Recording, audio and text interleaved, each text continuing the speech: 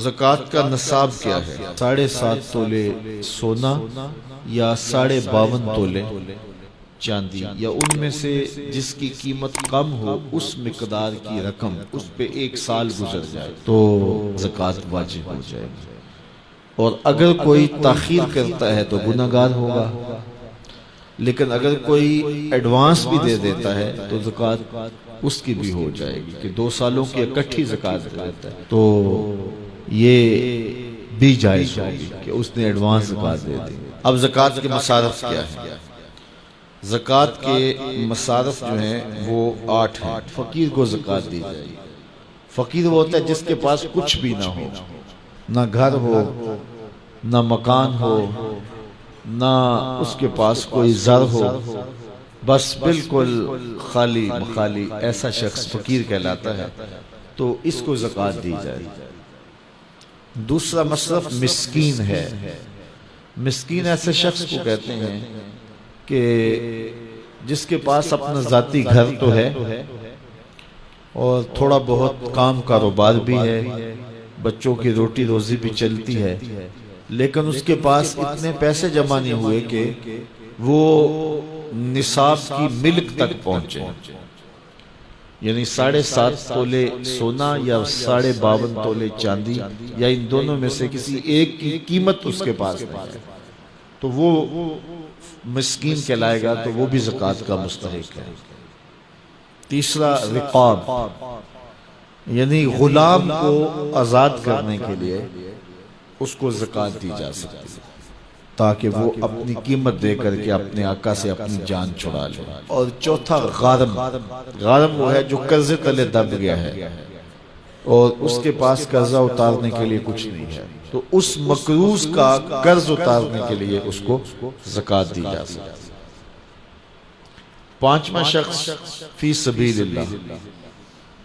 فی سبیل اللہ وہ شخص ہے کہ جو اللہ کی راہ میں نکلا ہوا ہے، جو مدارس دینیہ کے طلبہ ہیں وہ بھی زمرے میں آتے ہیں، ان کو زکوٰۃ دی جا سکتی ہے۔ اور 6واں شخص ابن السبیل، مسافر۔ مسافر کو زکوٰۃ دی جا سکتی ہے، اگرچہ وہ مالدار ہے لیکن جب وہ سفر میں آیا تو اس کے پاس کچھ نہیں ہے، تو اب وہ ضرورت مند ہو گیا، مال تو اس کے علاقے میں ہے، تو اب اس کو زکوٰۃ سے آپ مدد کر سکتے ہیں۔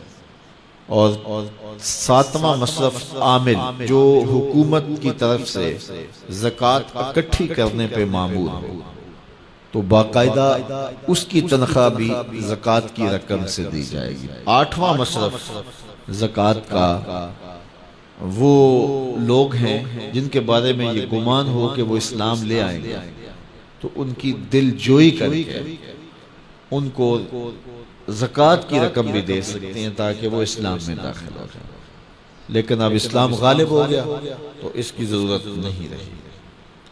اللہ اکبر۔ تو یہ 40واں حصہ ہے زکوٰۃ کا، یعنی 100 میں سے 2.5 روپے راہ خدا میں۔ ان مصارف میں سب کو بانٹ کر بھی دیے جا سکتے ہیں، کسی ایک مصرف کو بھی دیے جا سکتے ہیں۔ حضرت شیخ احمد مجدد الفسانی علیہ رحمہ مکتوبات میں لکھتے ہیں، جب دین کا انہدام ہو رہا ہو، جب دین کی قدریں پامال ہو رہی ہوں، تو اس زمانے میں راہ دین میں ایک دانگ خرچ کرنا، ایک پائی خرچ کرنا، دیگر مدات میں لاکھوں روپے خرچ کرنے سے افضل ہے۔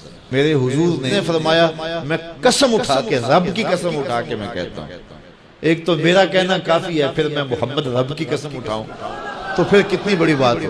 فرمایا، میں محمد رب کی قسم اٹھا کے کہتا ہوں کہ صدقے سے مال کم نہیں ہوتا۔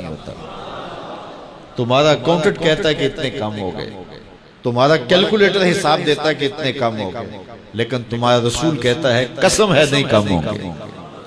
اب جس نے تجربہ کرنا ہو وہ تجربہ کر کے دیکھ لے، خدا کی راہ میں دیا گیا کبھی بھی کم نہیں ہوتا، صدقے سے مال بڑھتا ہے، مال میں اضافہ ہوتا ہے، مال میں برکت ہوتی ہے۔ اس لیے اللہ کی راہ میں خرچ کرو، نفلی طور پر بھی خرچ کرو، اور جو وجوبی صدقات ہیں ان کو بھی ادا کرو تاکہ اموال پاک ہو جائیں، ستھرے ہو جائیں۔